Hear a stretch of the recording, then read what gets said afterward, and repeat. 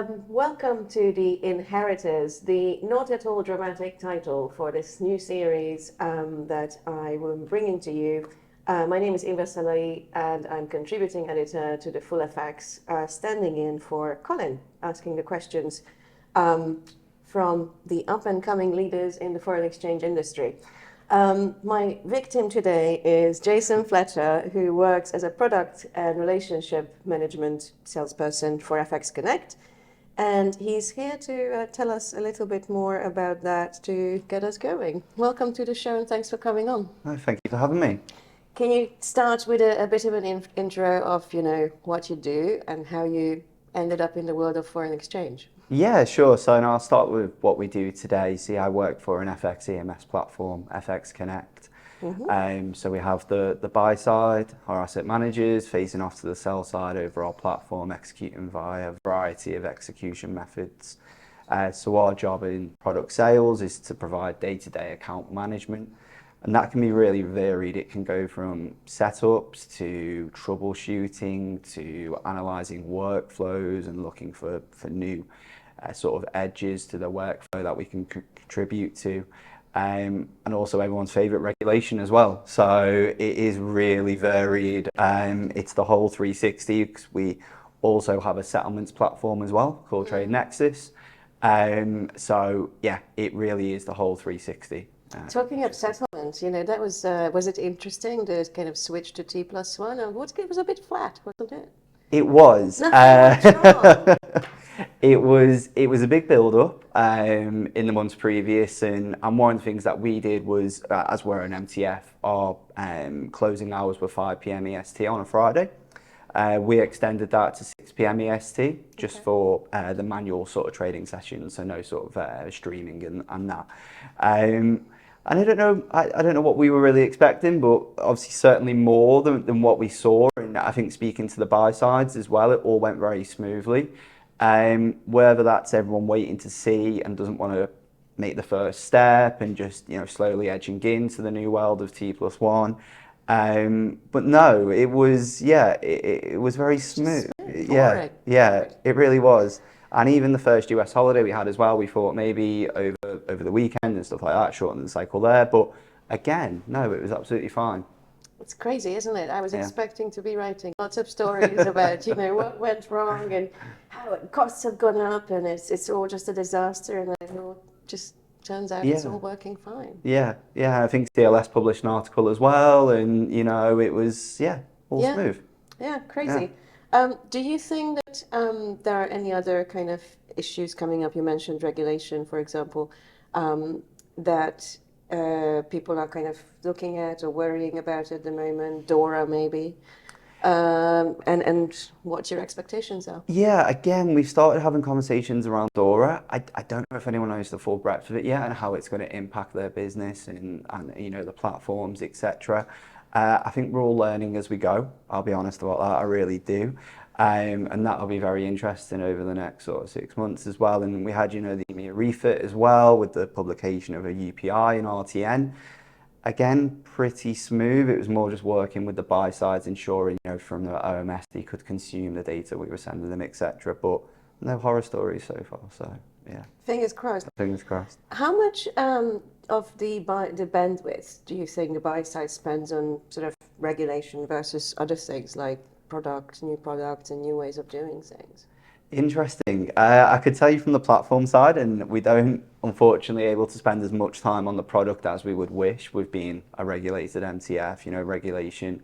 And also there is we can push regulation down the road. There's a set date and we need to be ready for it. So that, that can take up a lot of our product roadmap as well. I'd hopefully from the buy side that they have more focus on the product and we give the regulatory fields and we do all that work for them in terms of sending it to them, and it's more on the OMS side of consuming them. But I know that they've got their hands full as well, but it's the world we now live in, so yeah. And how did you end up in this world that you now live in? How did you end up in foreign exchange? Well, I am from the Northwest, so I'm from Liverpool. So when I graduated, I started in an investment management firm in the Northwest. Then I moved to what was Royal Bank of Scotland back then, and I moved into an FX prime brokerage role, which is a bit different from the previous jobs, which were more administration. And I really liked the buzz on the desk of the speed of having to get trades booked down and queries and people calling and needed answers on the phone. And it was just a lot more fast paced. The days went a lot quicker. And I thought, oh, I'm learning here. I quite like this. So that's where I started, and that was in the Northwest. Then I was very lucky I got the chance to go to Chicago with Royal Bank of Scotland. Because being from Liverpool, London was sort of... Still on the PB side? Still on the PV side, yeah. You know, being from Liverpool and Northwest, London was never sort of, you know, my idea all the time. But after going to Chicago for a few months, I thought, yes, you know, I can do London. So I got a job at an EMS platform on the support desk. So I was on support for 3 years, which looking back was really helpful for my role today. It's a great starting ground, and you can learn so much, and it is so varied day to day as well. And again, it's a pressurized environment because it is a trading environment. So that was Everyone's quite intense. Yeah, it was. They want to get things done yesterday, right? Yeah, it was certainly a shock when I first started, and you know, you plugged into a phone all day. You know, you've got to answer it when it rings, and you don't know what's coming through. So, no, looking back, that was really good learning and training, and I worked with a brilliant team there as well that were really helpful and helped me sort of settle into the industry as well. So, yeah, I did 3 years on support, and then I moved over to FX Connect. As I liked the role so much on support, I wanted to move into more of the account management side. So I had more time to sort of learn client workflows inside out and be able to understand them, be able to analyze them, suggest improvements, and just go a bit more in depth, really. So I guess it's, you mentioned that, you know, like doing the support bit first, like really helps you understand, get you that grounding, right? Before you kind of go to clients and you can sort things out. We talked about regulation. What are the kind of other things that clients come to you with nowadays? And has it changed whilst you've been there? Are there any new queries? I'd say the biggest driver over the last few years has been automation. I'm sure we hear that a lot at conferences and that. You know, when I first started, the trade, I had a touch on pretty much every point of the trade all the way through. You know, over the last few years, that has changed, and it's still changing today. I mean, when we first had our automation workflows, you know, where you can go straight from the OMS, straight through the EMS and back again, trader doesn't have to touch it. You know, we started that around, probably getting on for 3 years now. You know, and it was sort of the smaller trades, you know, under 1 mil. Very, you know, and it goes quite well, and you up it to 2-3 mil. Edging up, baby steps, yeah. Yeah. Where are we now? I'd say up to 10 mil USD is comfortable for In 3 years, wow. Yeah. You know, and you can set a good criteria selection around that. You can have your minimum number of brokers, so you're ensuring your execution policy is met. You can put spread tolerances on it, etc. So you can really sort of nail it down to the criteria that's required, so you have that safety net and you feel comfortable pushing them through. So that's been really exciting to work on and see that grow. And then, you know, it gives the traders more time to focus on the larger deals that they can work and add the value to. So that's been really exciting to see it develop, and who knows where it might go to.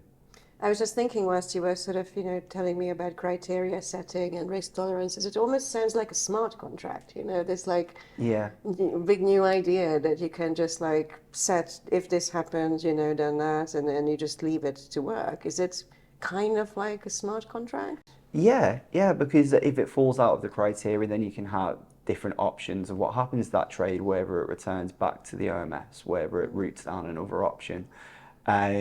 So it really is smart order routing, and it gives that level of comfort as well, because if it doesn't met your predefined criteria, then it won't execute and it won't be outside of your execution policy. And you know, now we're bringing in things alongside that, like counterparty selection models as well. So it is getting really advanced, and it's cool to see, and you know, hopefully it is a big help to the buy side as well. And how has, if at all, the way you interact with your clients changed? Is there more focused on, numbers, data? Do you still go out for lunch? Yeah, I mean, I still hear about the good old days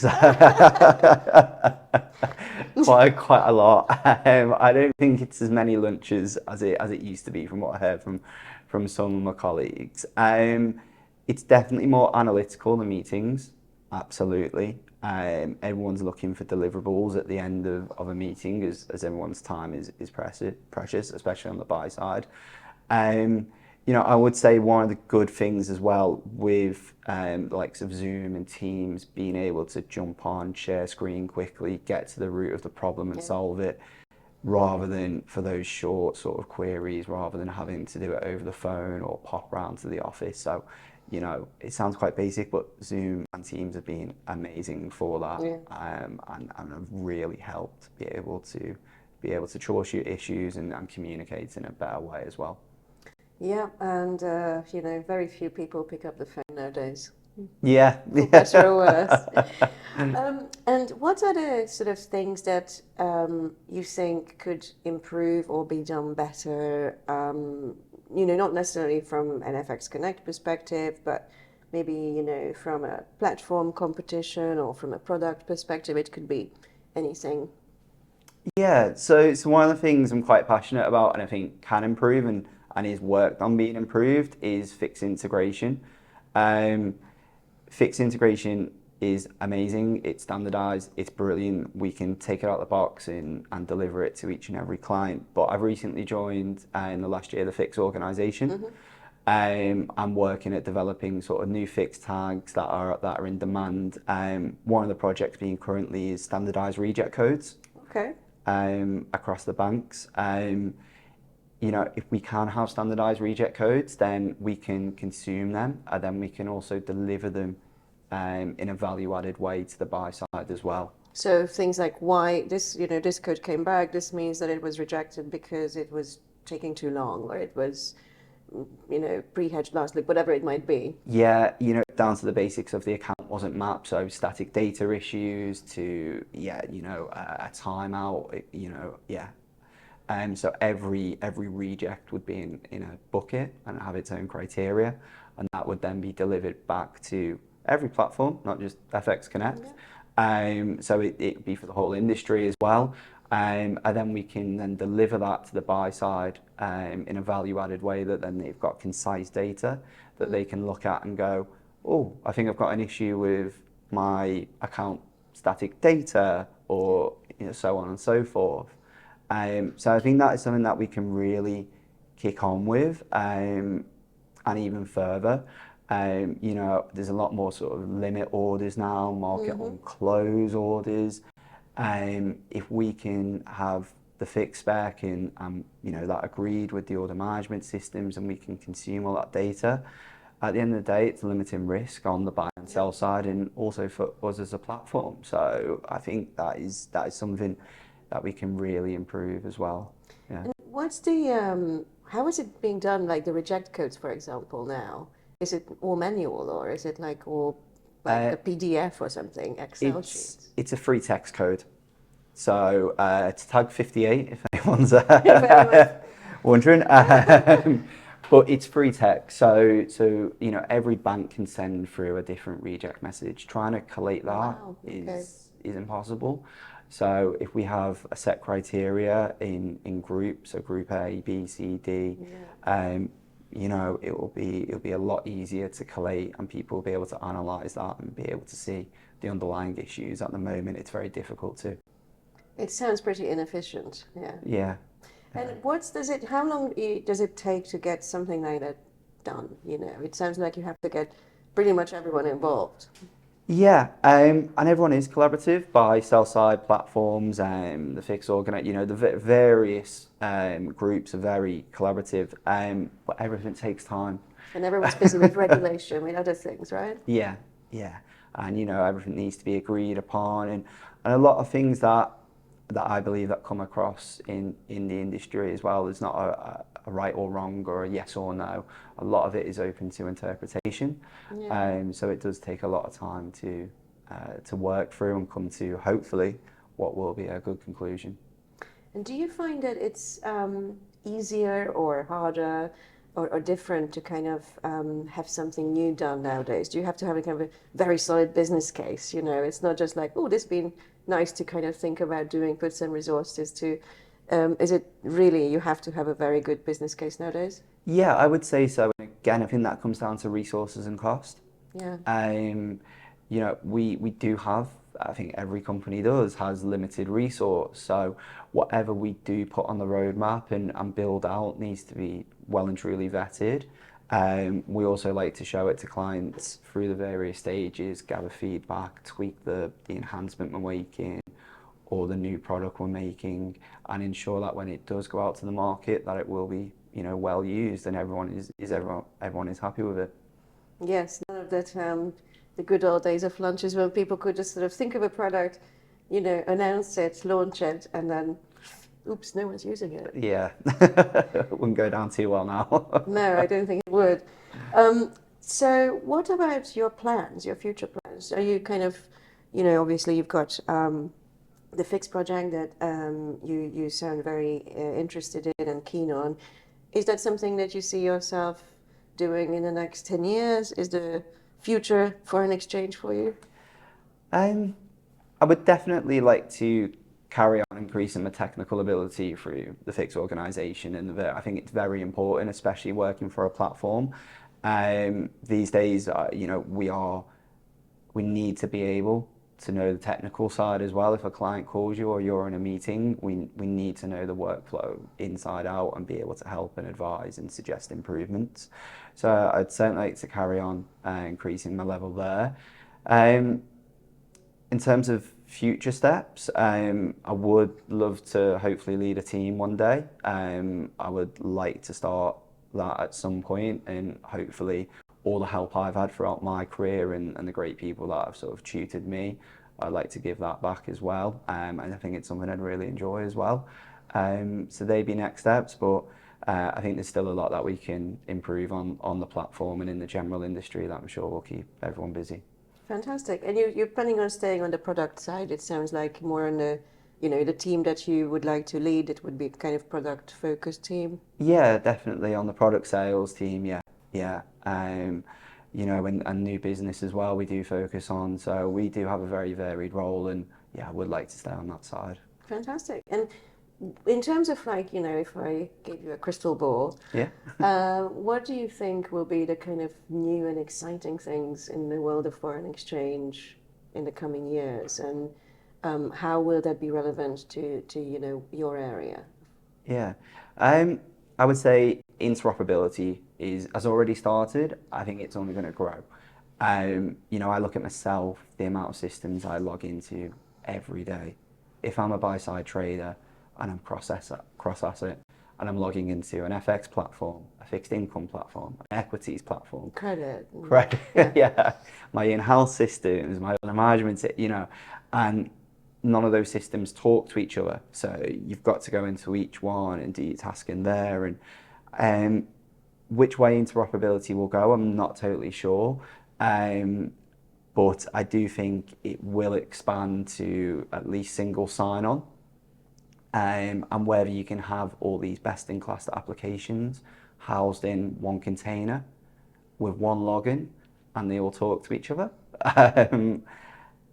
That would be nice. That would be very nice. And I do think that is the way that FX and across the other asset classes as well that people are going to be looking for. You know, I'm not sure that you're ever going to have one system or one platform that is going to cover all the bases. I think it's going to be more about taking the best in class. And also each buy side is unique as well. They have their own systems, their own processes that they need to do. So it's sort of creating your own little ecosystem and housing it in one place. And just making it very easy to access, right? Yeah. I mean, I guess in foreign exchange, you know, there's a long history of having at least two things because people like to have competition, right? So you've got like this this idea that you're just relying on one system too much. That tends to kind of backfire. So I guess this question will become more and more interesting, right? It's not something that will just go away with one container.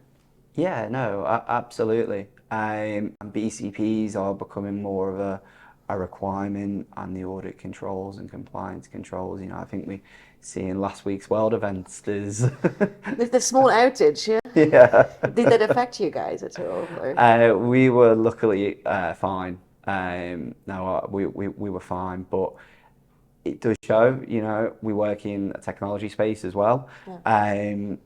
People do need multiple systems and they do need backups, you know, absolutely. Yeah.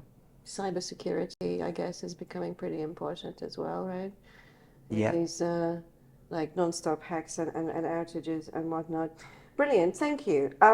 Before I let you go, is there anything else that you wanted to kind of cover or touch on or just highlight? No, I think I managed to cover all the points there, and I'm excited for the future. Fantastic. Well, thank you so much for being here. Cheers, thank you very much. Thank you.